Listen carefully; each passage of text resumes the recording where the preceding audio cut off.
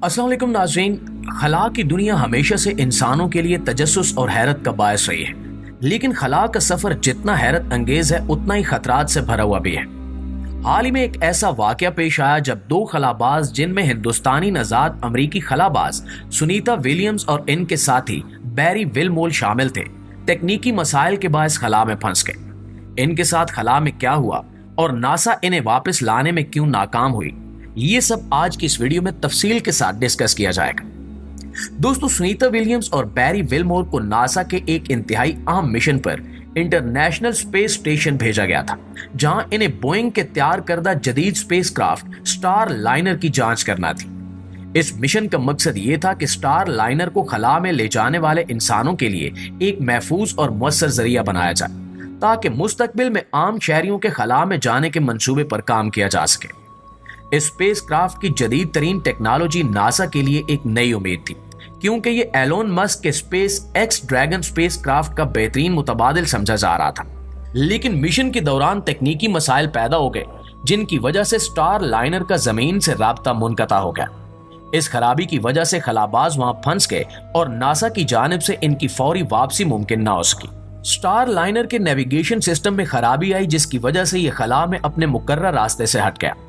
NASA की team मुसलसल कोशिशों के बावजूद इस मसले को फौरी तौर पर हल नहीं कर पाई, जिसकी वजह से खलाबाजों को गैर मुतवक्के और ज्यादा वक्त खला में गुजारना पड़ा। प्यारे साथियों, इब्तिदाई तौर पर इन मसाइल को मामूली समझा गया और नासा ने इन पर तवज्जो दिए बगैर दोनों खलाबाजों को जमीन पर वापस लाने की तारीख मुकर्रर कर दी। ताहम बाद में मालूम हुआ कि स्पेसक्राफ्ट के सिस्टम में मौजूद मसाइल निहायत संजीदा नोयत के हैं। स्टार लाइनर के कई अहम हिस्से खराब हो चुके थे, जिनमें सबसे अहम उसके थ्रस्टर्स थे, जो स्पेसक्राफ्ट की वापसी के दौरान रफ्तार को कम करने और महफूज लैंडिंग के लिए जरूरी होते हैं। मजीद ये कि फ्यूल सप्लाई करने वाले वाल्व्स भी खराब हो चुके थे, जिसकी वजह से इंजन की रफ्तार को कंट्रोल करना मुमकिन नहीं रहा। ये मसाइल उस वक्त मजीद पेचीदा हो गए जब मालूम हुआ कि स्पेसक्राफ्ट में हीलियम गैस लीक हो रही है, जो थ्रस्टर्स को ठंडा रखने के लिए इस्तेमाल होती है।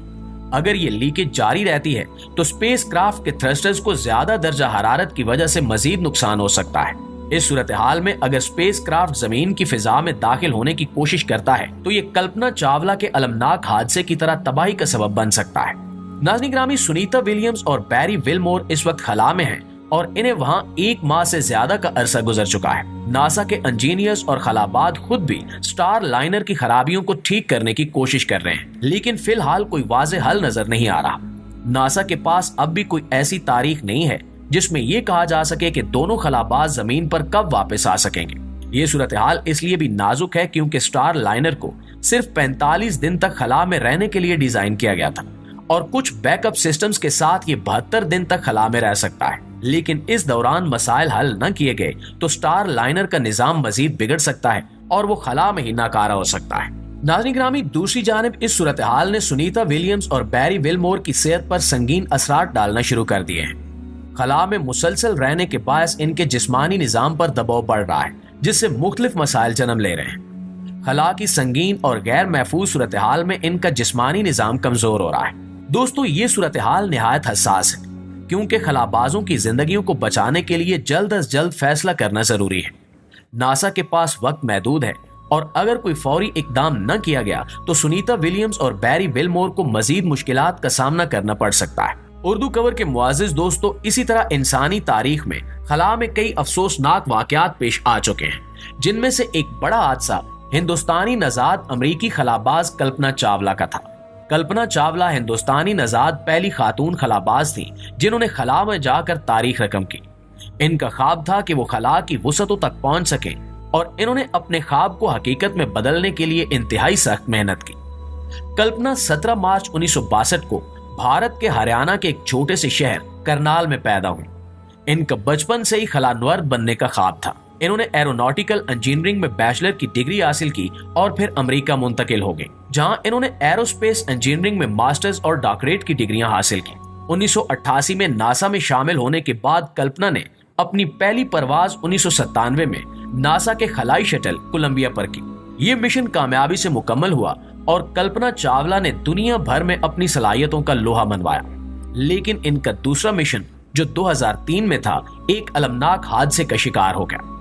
ہوا کچھ یوں کہ 1 فروری 2003 کا دن تھا جب ہندوستانی نژاد امریکی خلاباز کلپنا چاولہ اور ان کے 6 ساتھی اپنا مشن کامیابی کے ساتھ مکمل کرنے کے بعد زمین کی طرف لوٹ رہے تھے تو ناسا کی خلائی شٹل کولمبیا ایک سنگین حادثے کا شکار ہو گئی۔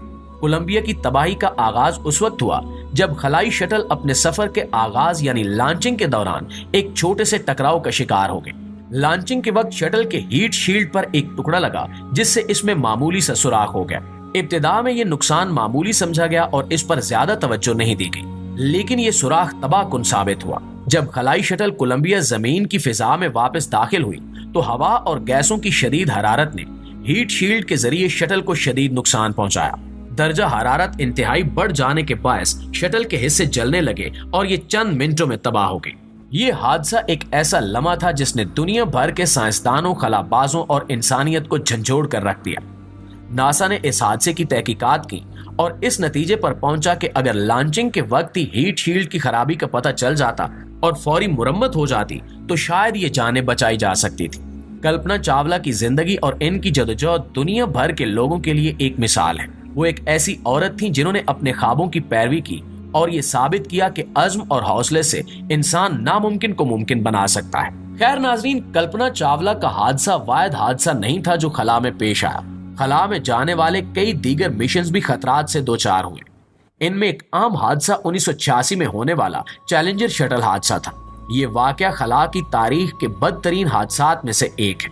28 جنوری 1986 کو ناسا کا چیلنجر شٹل لانچ ہوتے ہی 1 منٹ اور 13 سیکنڈ میں ہوا میں پھٹ گیا۔